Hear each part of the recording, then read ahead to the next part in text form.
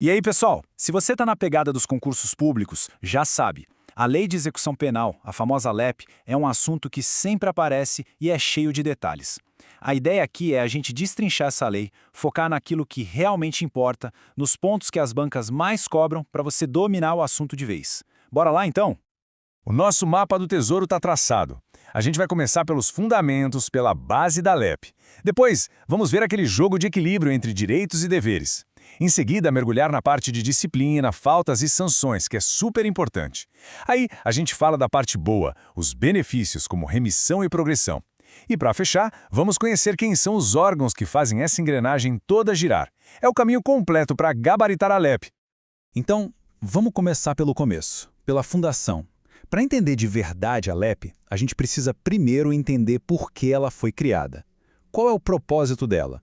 Entender isso é o que vai clarear todo o resto. E aqui está o pulo do gato, logo de cara, no artigo 1º. A execução penal não serve só para punir, para trancar a pessoa e pronto. Ela tem um objetivo duplo. Primeiro, claro, fazer valer a sentença do juiz.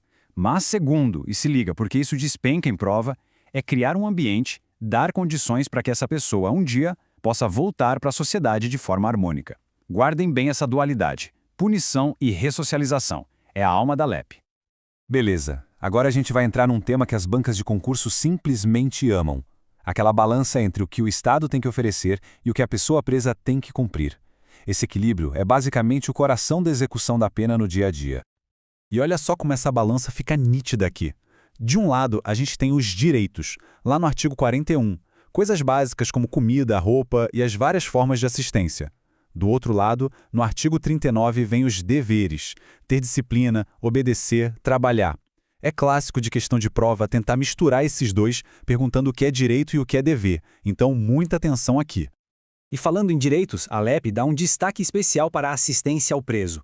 O artigo 11 traz uma lista fechada. É aquela listinha que a gente tem que decorar, sabe? Para não cair na pegadinha clássica do são formas de assistência exceto. Então vamos lá, material, saúde, jurídica, educacional, social e religiosa. Tem que estar na ponta da língua. Ok, agora a gente vai para o outro lado da moeda.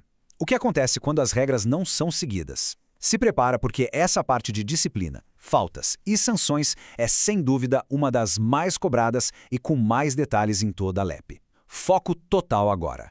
E aqui vai um recado direto, de concurseiro para concurseiro. Se tem um artigo que você precisa saber de trás para frente, que você tem que sonhar com ele, é o artigo 50. A lista de faltas graves é figurinha carimbada em qualquer prova que cobre LEP. Vamos dar uma olhada nos exemplos mais importantes. Dá uma olhada aqui.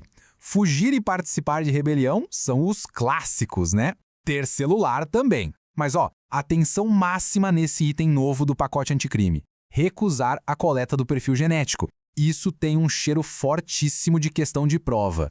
Conhecer essa lista não é uma opção, é obrigatório. E a consequência mais dura para certas faltas graves é o famoso RDD, o Regime Disciplinar Diferenciado. E o pacote anticrime veio e mudou bastante as regras. A duração máxima pulou de 1 ano para até 2 anos. As visitas ficaram mais restritas. Essa tabelinha comparando o antes e o depois é ouro puro. As bancas adoram cobrar esse tipo de mudança na lei. Tá, mas e na prática? O que acontece quando alguém comete uma falta grave? São 3 consequências principais, e você precisa saber todas. Primeiro, a regressão de regime. A pessoa volta para um regime mais fechado. Segundo, ela pode perder até 1/3 dos dias que já tinha conseguido diminuir da pena. E terceiro, e isso é crucial, o cronômetro para progredir de regime zera e começa a contar tudo de novo. Isso muda completamente o jogo do cumprimento da pena. Mas, nem só de punição vive a LEP, né? Lembra daquele objetivo duplo lá do começo? Então, agora a gente vai olhar para o lado da ressocialização, para os incentivos. A lei cria benefícios para quem tem bom comportamento, como a remissão e a progressão de regime. É uma parte cheia de regras, cálculos e que exige muita atenção aos detalhes.